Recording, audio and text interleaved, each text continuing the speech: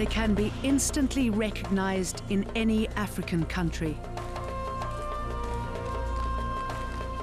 Their pale white skin means they immediately stand out from the majority black population.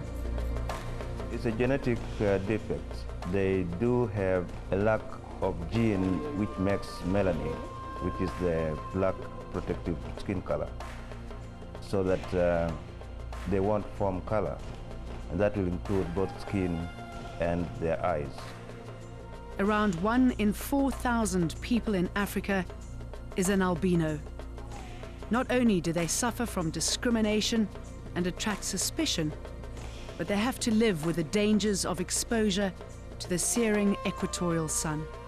As soon as they're born, once they're exposed to strong sun rays, they get skin damage. And if this continues over time, the damage is chronic and it prepares the skin for cancer formation, so that they start getting cancers. Only 2% of albinos live beyond 40 years. But now, albinos in Tanzania are facing an even more serious threat.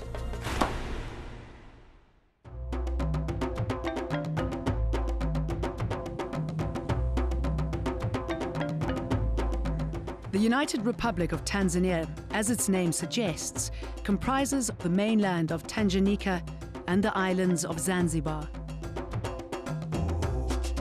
The East African country hosts the continent's highest peak, Mount Kilimanjaro. And thousands of tourists visit Tanzania each year, its wildlife being their main attraction.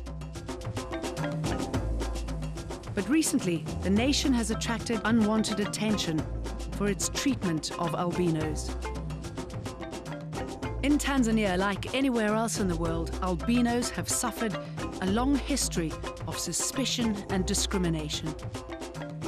While a kid, people used to call me names. There are names here in Tanzania they call Zeru Zeru. Some they say this is a ghost, some they say this is not a human being, some say this is an animal, many names.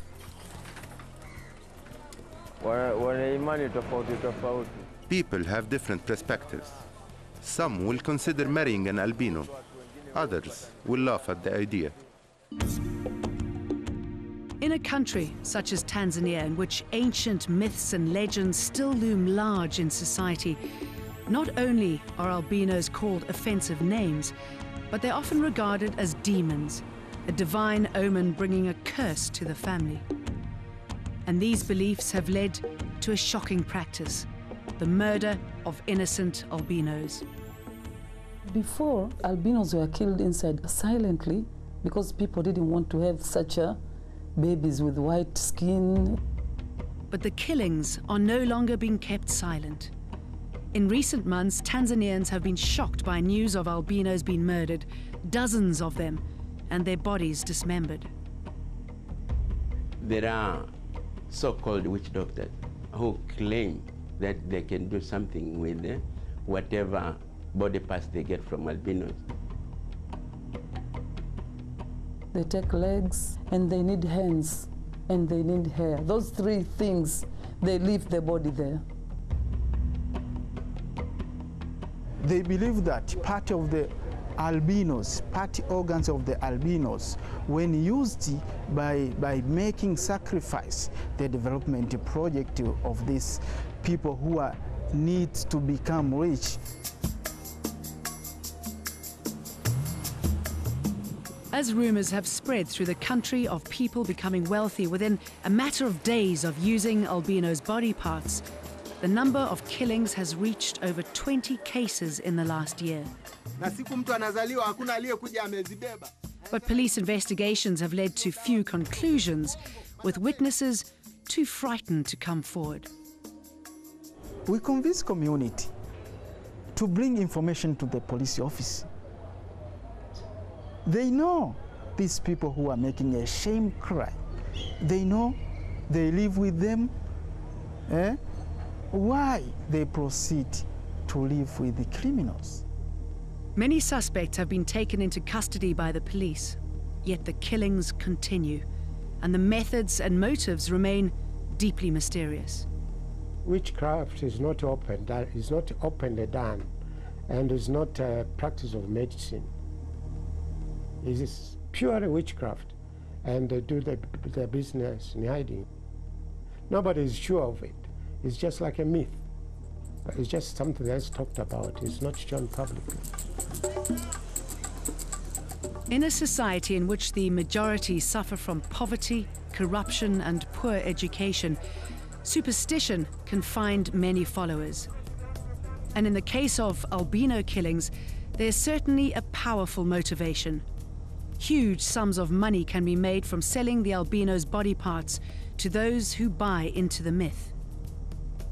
Remember, the idea of albino is that you are looking for the person who is slightly, a little bit different and marked.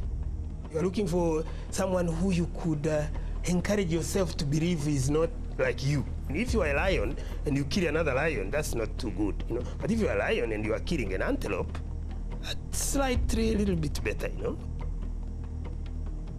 The legs of an albino are the most prized body parts of all, believed to bring great wealth to miners.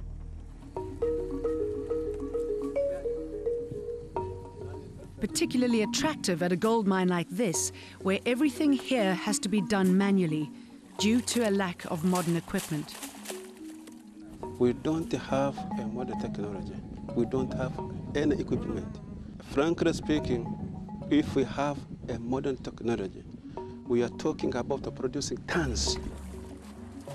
But with such basic tools, there's little chance of that. After hours of hard manual work, the result is often disappointing. It is easy to see then why some place their faith in magical powers as the route to riches. However, the owner of the mine denies using any superstitious practices to increase the yield of gold. I came here by believing in God. I spent 5 years investing the money without producing anything. Another valuable part of an albino is their hair.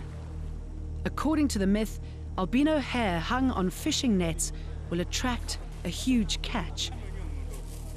Here at the harbour of Dar es Salaam, the nation's biggest city, the fishermen seem dependent on luck for their livelihood. It's seasonal. Sometimes we get many, sometimes we get a few. But MWANI strongly denies resorting to superstitions in order to boost his harvest. I'm happy and satisfied with my income. We don't use that. We are Muslims, and Muslims don't believe in those things. Dar es Salaam is more cosmopolitan and developed than other areas of Tanzania. One possible reason no albino killings have been recorded here. And in the relative safety of this city, a simple porter such as OSAMA can live as normal a life as possible. I'm smart and strong because of my job, so nobody can do anything bad to me. When I walk around town, when people see me, some of them say, "Let's go to Mwanza. You will be worth a lot of money there." And this is no idle threat. We decided to travel to the danger zone, where most of the killings have taken place. Mwanza, Tanzania's second largest city, lies on the southern shore of Lake Victoria. But its beautiful facade hides a dark secret, for it is here that albinos are most targeted. Unlike the demographics of Dar es Salaam, Mwanza is still comprised of 1 or 2 tribes whose beliefs are the same. They don't look at the albinos as part of the community. The tribes still have their traditional beliefs. They don't even believe in God. On the shores of Lake Victoria, fishermen pull in their nets, left in the water overnight to gather their catch. There is a lot of fish in this lake, and some can go up to 150 kilograms, but the average fish is around 20 kilograms. It is here, on this lake, that many eyewitnesses have testified to seeing albinos' hair hanging on the fishermen's nets. But perhaps, unsurprisingly, given the recent publicity, these fishermen denied any involvement in the practice. We never use it. I heard the story from different people, and it is used in other places on the lake, but we never do this here. It takes time to pull in the nets, and for the dozens waiting by the shore, the meagre result is hardly worth the effort, raising the possibility that some may try other means to increase their catch. And even as the fishermen hauled in their nets, another albino killing was taking place on the outskirts of Mwanza. On arriving at the scene, the blood was still fresh, and the victim's widow sat in the same place where her husband had been killed. Rutahiro Nyerere, a 53-year-old albino, had been having dinner with his wife when the horrific slaughter began. 4 of them appeared out of the darkness. My husband invited them to dinner, but one of them said we are coming for a different business. He took out a big knife and hit my husband on the head. The 4 of them grabbed my husband to this spot and cut his legs in front of me. I ran away to the village to ask for help. When I came back with my neighbours, we found my husband's dead body without legs and genitals.